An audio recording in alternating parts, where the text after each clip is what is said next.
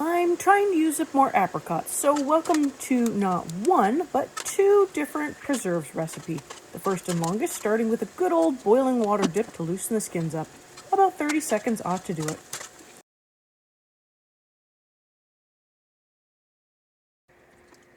Welcome back. I'm Kathryn, the Aerogarden Homesteader. Today I am making two different apricot preserves recipe. One from the ball canning book that doesn't require pectin, but does require removing the skins, and the other is from the Sure Gel package. I'm starting with the ball pectin recipe and about 25 ripe apricots. The recipe starts with removing the skins from the apricots and slicing them in half, depitting them, and putting them in a bowl of sugar. So let's get started on this process. Okay, so that is going to be about 25 to 26 apricots. Kind of depends on the size of your apricots, but I got my 5 cups.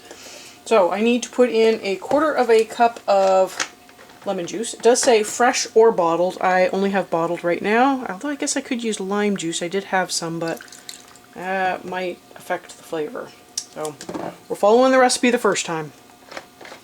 And then I need to put in 4 cups of sugar. And then, oddly enough, this gets put in the fridge for 4 to 5 hours. So I will probably get this one going in the fridge, and then I will probably start the Sure Gel one so that I'm continually doing something. Okay, well, I think my bowl might be a little undersized, but I'm just going with it. Give that a gentle stir.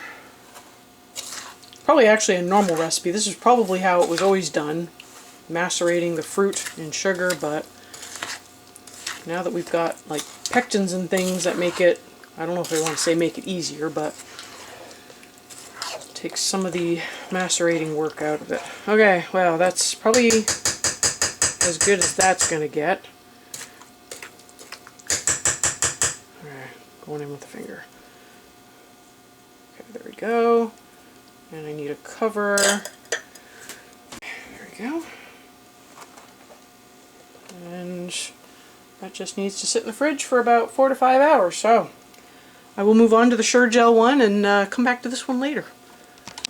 Okay, so I am moving on to the Sure Gel recipe. I have my Sure Gel. I have the ingredients. I have already pre-measured out the 4.5 cups of sugar. This is actually 4 1/4 because the other quarter will have the Sure Gel mixed in. And I'm pretty sure this is just supposed to help to prevent clumping, because this stuff can get a little clumpy. Even mixed in with the sugar, I've kind of had it do the little clumpy thing. So this just needs to be mixed up. And then I went through and I found some nice apricots that are nice and ripe, not overripe, but just nice and ripe, and mostly blemish free, because I am just putting these in, skins and all, and I didn't want to have any of the sort of gross skins in my jam. So that's ready to go, and then I just need to pit these and dice them up. Probably slightly overkill on the knife, and I will need 6 cups. So I'm just going to give them kind of a rough chop, because I will go through with the, the stick mixer later, just to help break it up a little bit more, because these are still going to be big chunks. Now, I don't know if you know this, but you can just rip apricots in half, and it does make it a lot easier. So I'm just going to go through and pre-rip a bunch of these. I have 30 of these, so it seems to be about 5 apricots per cup. Your mileage may vary. Some of mine are a little bigger, some of mine are a little smaller, so it seems like it's averaging out to about 5 per cup, but we'll see. It will prove me wrong this time. It might prove me wrong just because I am cutting them up a little finer, versus in the ball recipe it was having me do them as halves. So halves probably do honestly take up more space than little pieces. Anyways, I am going to just try to whip through this real quick. Once I get all these cut, I can move on to the next step. Okay, that is my 6 cups. I'm going to do a quick cleanup. So apparently I did not need all 30. That is what I'm left with. I think I counted those 2 little ones as 1. So I have 6 left. So that was 24. which is interesting because the last one called for 25 for 5 cups. Okay, let's bring you over here. So I need to get a spoon, my stage set. So I will need, let's get the heat on at least. I need 2 tablespoons of lemon juice. It does call for fresh lemon juice, and again, I don't have it, so bottled it is. It calls for 2. This is probably mostly just to keep it from browning, but it might impart a little flavor as well. Okay, so we will be putting that in. That is my sugar and pectin, and this needs to get stirred in.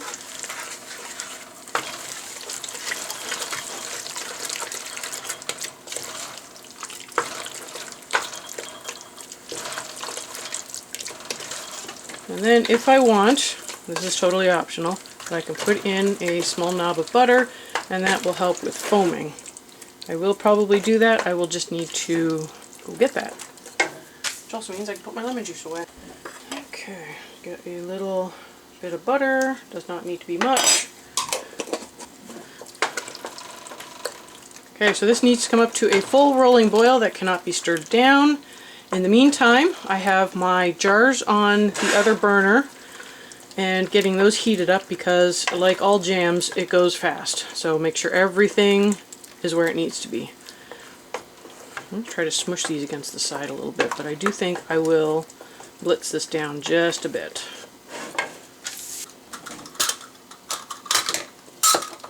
Okay, so it does say it makes 7 cups, so I have 8 jars on the go, just in case. And I'm going to give this a quick blitz, now that it's kind of more runny. Alright, well, that looks pretty good. It's broken it down just a little bit, but there's still some texture and chunks. So I'm okay with that. I'm going to whack this. Okay, I'm going to get that heat up and get this to a boil. Okay, well if I see any more chunks, they will just get mashed up against the side, but that actually looks decent.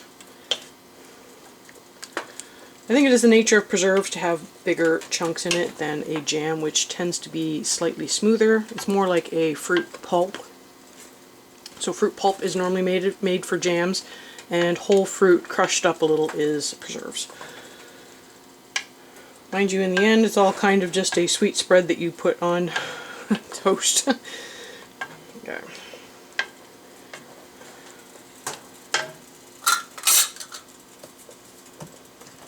Got my sugar at the ready because I think I am getting close. This will require a 1-minute boil once the sugar has been added, and I believe that needs an altitude adjustment, so please make sure you check if you are following along. Okay, there is my boil, cannot be stirred down.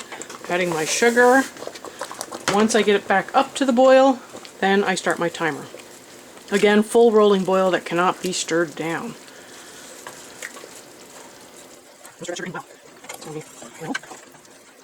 see if you want the sugar in there.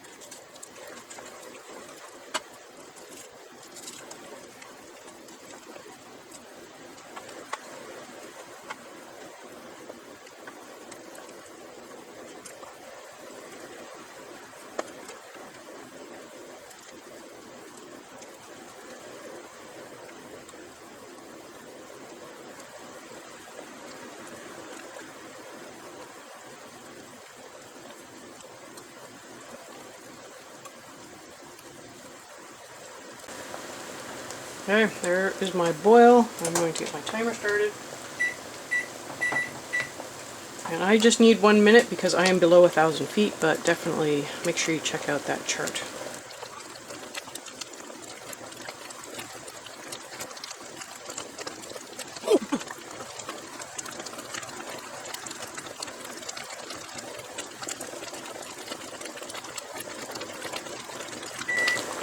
Okay, there we go. That's my 1 minute off the burner. And I'm going to turn that down and get my canner over here. There we go. And over here we go. I have a wet rag. I have my funnel. I have a ladle. Let's get this show on the road. The jars are hot.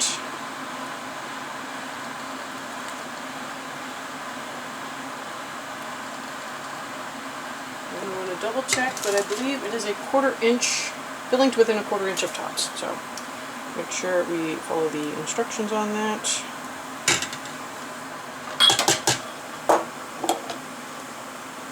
And remember, everything is super hot, but you still have to wipe the rims properly.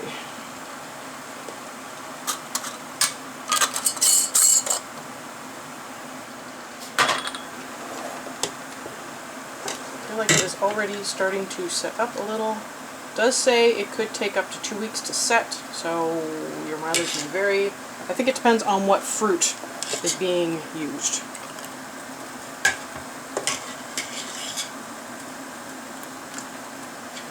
This is in the way.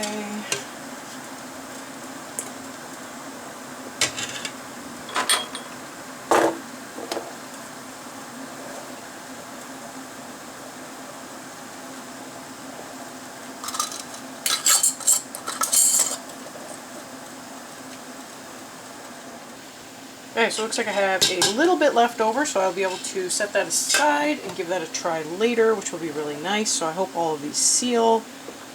So I did get 7 jars, which is actually what it called for, which I'm kind of surprised. I always seem to have a little left over, and I'm not sure why. Okay, I'm going to get that temperature up, get that up to a full rolling boil until the steam starts coming out, and then it needs a 10-minute processing time. I need to make sure my lid is on nice and tight. I'll show you how it turns out once it's all done. Okay, it has been a little over 4 hours since this has been sitting in the fridge. I'm going to get this in here. Might get a scrubby. Might get a spatula. There we go. Okay.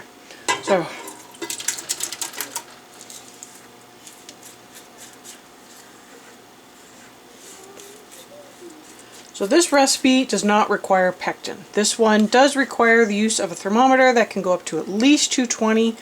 And so it really boils down to, it's not just a matter of which one you think you like better, it's what you have the equipment and the patience for.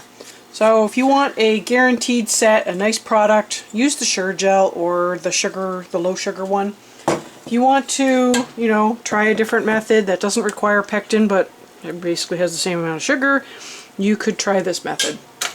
So I need to bring this up to a boil on high heat until it gets to 220. So I gotta stir it until all the sugar melts, is what it says. And as usual, on the back burner, heating up, I have my jars going. It does say it'll do 4 half-pint jars, so 4 jelly jars. I put 5 in. I always add an extra one because, you know what, I can always take it out, but it's harder to just on the fly add another jar. I'll move you over so you can see a little bit better. This is really sugary, but it did get a lot of the juice out of the apricots. That is not all the lemon juice that I put in. So I am going to try to break up some of these chunks. I don't know that I will puree it. This has been sort of sitting and macerating for a while. I was going to say massacring, but so it should be easy enough to break these up. It's actually not too bad. I think for the most part these were really ripe.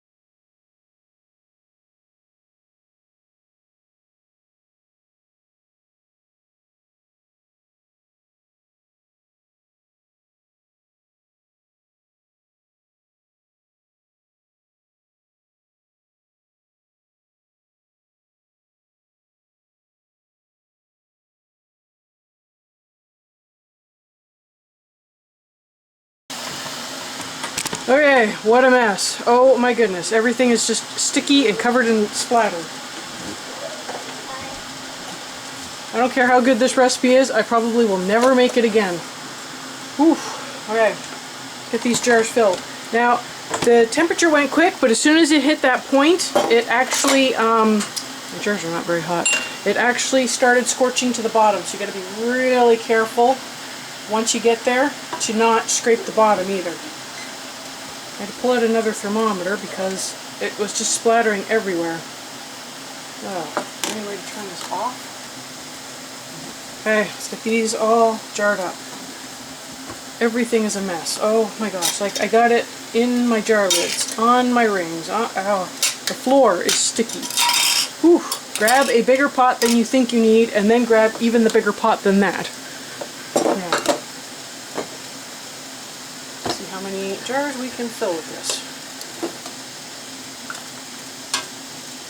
Well, at least it's setting up. That's a good thing. Okay, calls for a 1/4 inch headspace. Most jams and jellies do call for a 1/4 inch headspace, but you know it'll be that one recipe where you make the assumption and it will not be a 1/4 inch. Okay, get another jar. Definitely wipe the rims. Oh my goodness.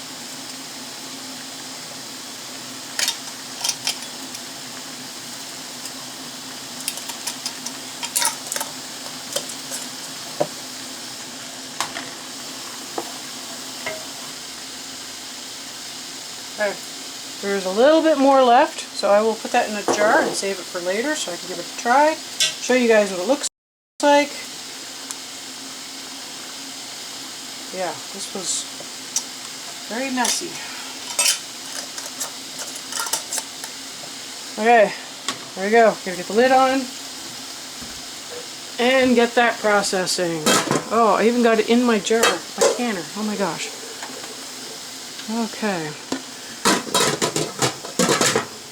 There you go. And away we go. I will show you how both of these turned out at the end, so stay tuned for that.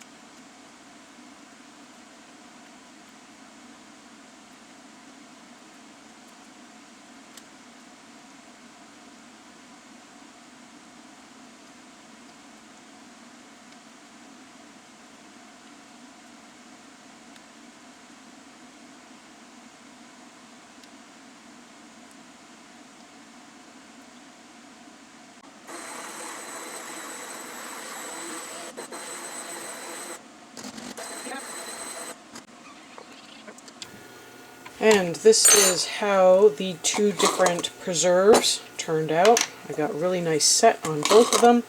So it's really just a matter of how do they taste. So this one's set up really nice. So this one's from Sure-Gel and this one's from Ball. So let's get these spooned up. So that is a really nice, ooh, that's a very firm set. Bread is cut a little on the thick side, so I might need slightly more just to be able to taste it for the bread. Let's see how this one, ooh, that one is set thick too. There we go. Now I did manage to taste them a little bit when they were still in the pot, and this one turned out really sweet, so I don't know if it's still going to taste that way or not. It was definitely the one that was more challenging to make. It's very sweet, but it's really good.